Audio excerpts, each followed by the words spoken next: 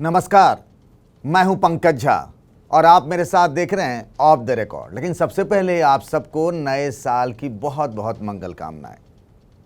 ये साल आप सबके लिए ढेर सारी खुशियां लाए, आप सब खुशियों से जगमगाते रहें और मुस्कुराते रहें। हर चीज़ आपके जीवन में अच्छा हो, ये हमारी शुभकामनाएं हैं। बात करेंगे यूपी के चुनाव की, और वो इसीलिए क्योंकि यूपी का चुनाव भारत की राजनीति की तस्वीर बदलता है। 22 में यानी 2022 में यूपी के चुनाव का देश की राजनीति पर क्या असर पड़ेगा। चूंकि कहते हैं ना कि यूपी का चुनाव देश का चुनाव तय करता है। कहावत बहुत पुरानी है, लेकिन इसका जिक्र करना यहाँ भी ज़रूरी है कि दिल्ली की सत्ता का रास्ता यूपी की राजधानी लखनऊ से होकर गुजरता है। अब मैं यहाँ पर अखिलेश यादव, मायावती, इन सब के राजनीतिक संभावनाओं और भविष्य को लेकर चर्चा नहीं करूँगा।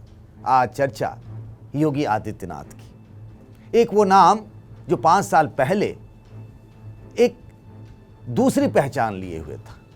योगी आदित्यनाथ की छवि गोरखपुर के एक सांसद के तौर पर थी, अपने विवादित बयानों को लेकर, और पार्टी से भी वो भिड़ लिया करते थे। भिड़ते तो आज भी हैं वो, पार्टी के अंदर भी, पार्टी के बाहर भी, और बेहद खामोशी से। उनका रुतबा बदला है, उनकी पहचान बदली है, उनके काम करने का तरीका बदला है, उनका स्टाइल बदला है। मैंने इस बात को महसूस किया है और इसीलिए आपसे ये बात कह सकता हूँ। लेकिन बात उनके बोल वचन, उसके स्टाइल, उनके बॉडी लैंग्वेज में बदलाव की नहीं, बात हम आज कर रहे हैं उनके राजनीतिक भविष्य की। और इसीलिए क्योंकि योगी आदित्यनाथ के राजनीतिक भविष्य से जुड़ा हुआ है अमित शाह की राजनीति और साथ ही प्रधानमंत्री नरेंद्र मोदी की। और ये बात किसी से छिपी नहीं, सब इस बात को लेकर चर्चा करते हैं कि यूपी के चुनाव में क्या होगा। अगर बीजेपी जीत जाती है तो लोग ये भी सवाल पूछते हैं कि क्या योगी आदित्यनाथ ही मुख्यमंत्री होंगे। इसमें कोई दो राय नहीं कि यूपी की बीजेपी में कलह यानी अंदरूनी कलह यानी अंदर का घमासान चरम पर है। याद ही होगा आपको, कुछ दिनों पहले दिल्ली में यूपी बीजेपी के ब्राह्मण नेताओं की बैठक हुई। क्योंकि ये बताया जा रहा है कि ब्राह्मण जो हैं वो योगी राज में नाराज हैं, तो बात कुछ ना कुछ तो होगी, बिना आग के धुआं नहीं होता, कुछ वजह हो रही होगी, तभी तो ब्राह्मण नेताओं की बैठक हुई होगी। हम इसीलिए चर्चा कर रहे हैं योगी और योगी से जुड़े हुए अमित शाह और अमित शाह से जुड़े हुए प्रधानमंत्री नरेंद्र मोदी की। चूंकि अमित शाह ने ही लखनऊ में ये टोन सेट किया कि 2022 में योगी की जीत ही 2024 में मोदी की जीत है। आपको हम 5 साल पहले यानी 5 साल पीछे लेकर चलते हैं, जब 2017 के विधानसभा चुनाव हो रहे थे। बीजेपी प्रचंड बहुमत से लौटी। 14 सालों के सत्ता के वनवास के बाद बीजेपी यूपी में सरकार में आई। योगी तब मुख्यमंत्री के रेस में बहुत आगे नहीं थे, नाम तो किसी और का चल रहा था, लेकिन फिर योगी आदित्यनाथ ही मुख्यमंत्री बन गए। उग्र हिंदुत्व की छवि वाले योगी आदित्यनाथ, जिनके पास अपना कोई प्रशासनिक अनुभव ऐसा नहीं था, वो सीधे मुख्यमंत्री बन गए। कभी वो किसी सरकार में मंत्री भी नहीं रहे, वो गोरखपुर से लगातार 5 बार सांसद रहे। अब आजकल जो यूपी में चुनाव चल रहा है, तो ये कहा जा रहा है कि दिल्ली और लखनऊ के बीच में दूरी है, यानी बीजेपी के अंदर। क्या अमित शाह और योगी आदित्यनाथ के बीच सब कुछ ठीक है? क्या योगी आदित्यनाथ और केशव प्रसाद मौर्य के बीच सब कुछ ठीक है? और ये आप भी देख रहे होंगे, तस्वीरें बहुत कुछ कहती हैं। यूपी में बहुत कुछ बैलेंस किया जाता रहा। यहाँ तक कह दिया जाता है कि यूपी में जो मुख्य सचिव रखे जाते हैं या डीजीपी रखे जाते हैं, वो भी कहा जाता है कि कई बार वो दिल्ली से आ जाते हैं। क्या वो मुख्यमंत्री के चॉइस के नहीं होते हैं?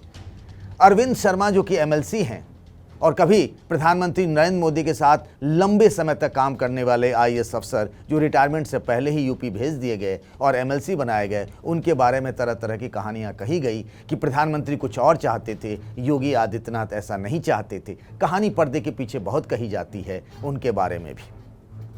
लेकिन हम बात यहाँ पर इसलिए कर रहे हैं कि अगर 2022 में बीजेपी की जीत होती है और योगी आदित्यनाथ मुख्यमंत्री बनते हैं, तो आज जो योगी हैं और 2022 में मुख्यमंत्री बनने के बाद जो योगी होंगे, उसमें एक बड़ा बदलाव होगा। इसमें कोई दो राय नहीं कि भले ही बीजेपी के अध्यक्ष जेपी नड्डा हैं, लेकिन आज जब गिनती होती है देश में बीजेपी के टॉप 3 नेताओं की, तो 3 नाम आते हैं। वो हैं पीएम मोदी, केंद्रीय गृह मंत्री अमित शाह और योगी आदित्यनाथ। योगी आदित्यनाथ की देश भर में बीजेपी के स्टार प्रचारक के तौर पर उनकी छवि रही है और उनकी पॉपुलैरिटी भी है। ये हमने उनकी लोकप्रियता को देखा है कई चुनावों में। ये बात अलग है कि जहां बीजेपी चुनाव हार गई, उसके आंकड़े बताए जाते हैं कि योगी आदित्यनाथ ने वहां प्रचार किया और बीजेपी नहीं जीत पाई, लेकिन उनकी सभाओं में भीड़ उमड़ती है। लोग उनके जोगिया भेष, उनके बोल वचन, उनके भाषण देने का स्टाइल, उनके कपड़े, उनके हर चीज़ को ना एक अलग छवि पेश करती है। और उनकी लोकप्रियता दक्षिण भारत में भी है। केरल में भी आपने उन्हें प्रचार करते देखा होगा, हैदराबाद के म्युनिसिपल इलेक्शन में भी प्रचार करते देखा होगा। और योगी आदित्यनाथ सिर्फ एक मुख्यमंत्री या बीजेपी के नेता ही नहीं हैं, बल्कि गोरक्षपीठ के महंत होने के नाते देश भर में जो नाथ संप्रदाय के लोग हैं उनके अगुवा भी हैं। तो योगी की दो तरीके की छवि है। अब ये जो कहा जा रहा है, मतलब पर्दे के पीछे बहुत चर्चा होती रहती है कि प्रधानमंत्री मोदी के बाद कौन।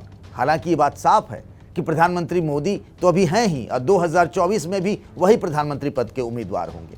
अगर यूपी में बीजेपी हार जाती है तो चूंकि चेहरा योगी आदित्यनाथ ही हैं मुख्यमंत्री के तौर पर, भले डिप्टी सीएम केशव प्रसाद मौर्य कहते हैं और कहते रहे हैं कि यूपी में चुनाव कमल छाप पर हो रहा है, लेकिन चेहरा तो योगी आदित्यनाथ ही हैं।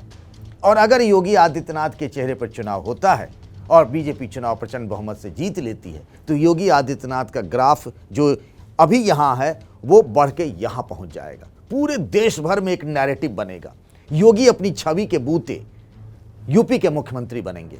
उनके बारे में जो तमाम तरह की चीज़ें कही जाती रही हैं वो कही जाती रहेंगी, लेकिन तब क्या ये होगा कि देश के टॉप 2 नेता में क्या योगी आ जाएंगे? फिर योगी और अमित शाह के रिश्तों को लेकर भी तमाम तरह की चीज़ें कही जाती रही हैं। राजनीति में जो कोई भी आता है उसकी अपनी महत्वाकांक्षा होती है। कोई भी यूपी जैसे सूबे का मुख्यमंत्री बनता है तो उसके मन में प्रधानमंत्री बनने की भी इच्छा होती है और इसमें कोई बुराई भी नहीं है, ये नेचुरल है। तो क्या योगी आदित्यनाथ के मन में प्रधानमंत्री बनने की इच्छा नहीं होगी?